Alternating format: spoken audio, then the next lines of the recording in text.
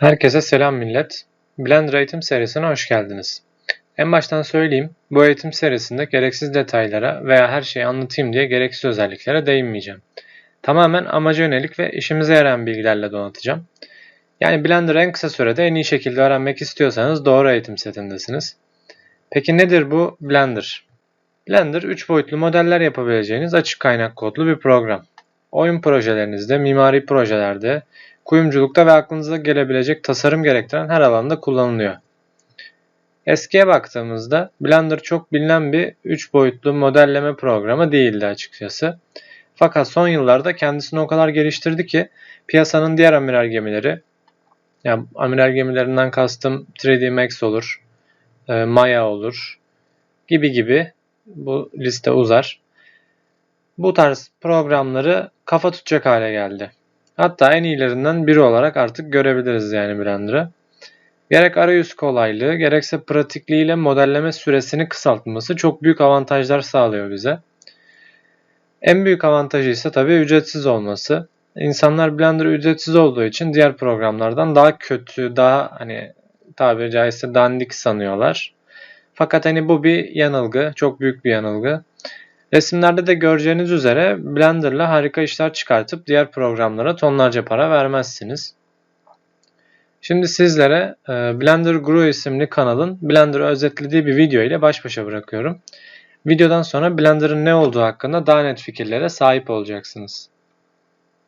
If you're interested in making either 3D animations, visual effects, video games, VR, or 3D printing, then this is the video for you. This video will give you an introduction to 3D from a complete beginner's perspective by answering these two important questions. Where should I start, and what software should I be using? So, let's start with this first one. There's a lot of buzzwords related to 3D. You got 3D gaming, 3D printing, animation, VR, archiviz, visual effects, and many more. So, if you're confused, I don't blame you. Well, regardless of what field you want to specialize in, a basic understanding of 3D is necessary for all of these. And what you learn in one field can often be transferred to another. Like, let's say you made this one character. Well, that character could be rigged and animated to create an animated short, or it could be exported to a game engine and used as a playable character. It could be 3D printed to make a little chess piece. It could be injected into a VR world, or it could simply be rendered as a still image. So getting started in any of these areas requires this basic understanding of 3D. What are the basics? Well, they could be summed up as follows. Modeling an object by creating a cage and moving it about till it forms the shape of your object. Textures or materials to make the surface look real when it's rendered. And lighting to create a pleasing final image when it's rendered. These are what you could call the 3 building blocks of 3D. Now when you get more advanced, you'll learn about other stuff like animation or compositing, but 95% of what you want to make in 3D will use these fundamentals. And by the way, if you're interested in learning any of this stuff, stay to the end of the video and I'll suggest a video series for you to start on. So that's where to start, learning the fundamentals. Now the next question that follows this is a big one. What software should I be using? And this is made all the more daunting by the number of software choices. Now, some people will say that you should be using whatever the large studios are using, but there's not really an industry standard. Studios today typically use a range of different softwares for different things. And some studios like Pixar use their own in-house software that isn't even available to the public. But the good news is that if a studio likes your work, it doesn't matter what software you use. Art is their #1 priority. If you've got a great portfolio, you're already in. Provided they're not on a tight deadline, most studios will train you if you don't already use the software that they do. Case in point, Bjorn Leonard, who uses Blender. When he got a job at Animal Logic on the Lego Movie, they used XSI. So his first 2 weeks on the job was to learn it. And since he already knew the fundamentals of animation and theory in Blender, that was easily transferred to XSI. and once he learned it, he was quickly up to speed with the rest of the studio. So trust me, a lot of beginners get hung up on using what the studios use, but it's really not that important. In my opinion, your priorities for choosing a software should be 1. It's inexpensive, especially while learning. 2. It's functional to what you actually want it to do. And 3. It's easy to learn. So, it's for these reasons that I recommend that everyone start with Blender. I say it for several reasons. The first reason is that of all the choices, Blender is the only one which is 100% free. You don't have to buy expensive software licenses or apply for limited student discounts. It's free and it always will be. Now, when you're just starting out, this is really important because you don't yet know if you'll even like 3D yet. Now, I'm just being realistic here, because I know people that assumed that the only way to learn 3D was to enroll at a college, spend upwards of $100,000 in student loans, pay for expensive software licenses, and then after 2 years have the sudden realization that 3D wasn't what they expected. So, Blender's free.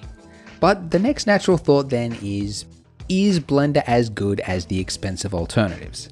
After all, what's all that money go to if it's not to make them better? Well, just like how Wikipedia crushed Encarta, money doesn't always equal better.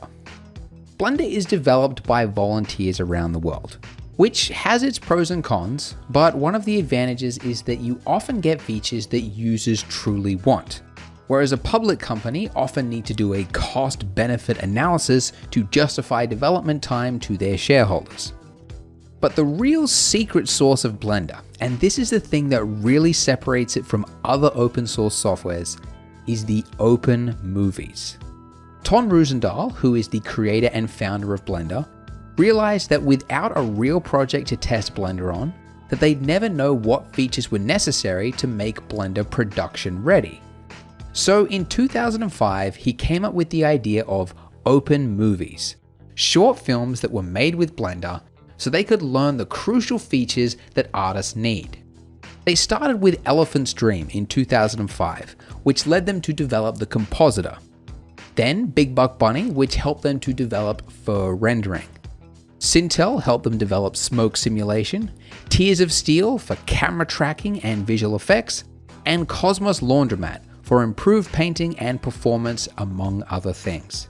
There's even more open movies I haven't mentioned yet, but if you want to binge watch some great short films while also seeing what Blender can do, I recommend watching Sintel, Cosmos Laundromat, and Carmenandes 2. You can click the buttons here to watch them directly. These open movies have helped Blender go from being a low-key hobbyist tool to something that's truly production ready. With Blender, you can render photorealistic images, model and sculpt characters, create realistic environments, architecture, fire, smoke, fluid, object simulations, camera tracking, compositing, and much, much more. Tony DeRose from Pixar said that Blender can do almost everything that Pixar's in-house software can do, and that a bunch of guys who use Blender in their garage will be the next Pixar. So, that's what Blender can do. Gördüğünüz gibi Blender'ın yapabileceklerinin sınırı yok. Yani yeter ki siz programı iyi kullanın. Bu eğitim serisinde ise sizin programı hiç bilmediğinizi düşünerek anlatmaya sıfırdan başlayacağım ve adım adım ileriye doğru yol alacağız.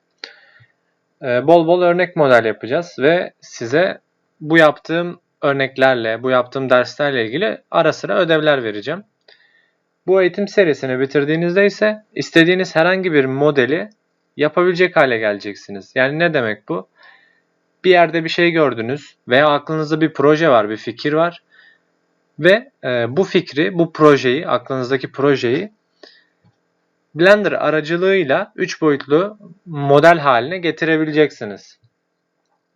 Tabii bunun için bol bol aslında soru sormanız lazım. Bol bol araştırma yapmanız lazım. Videoları iyi izlemeniz lazım. Ve aynı şekilde ben anlatıyorken sizin de Blender açık şekilde yaptıklarımı tekrar etmeniz lazım. Yani ben bir şey gösterdiğimde onu da aynı şekilde siz de denerseniz daha iyi anlayacaksınız. Yani aslında bu Blender'ı öğrenmenin en kolay yolu deneyerek, yaparak, pratikle öğrenmek. Bu yüzden bol bol örnek yapıyoruz, bol bol pratik yapıyoruz. Ve hazırsanız bir sonraki video ile serüvenimiz başlasın.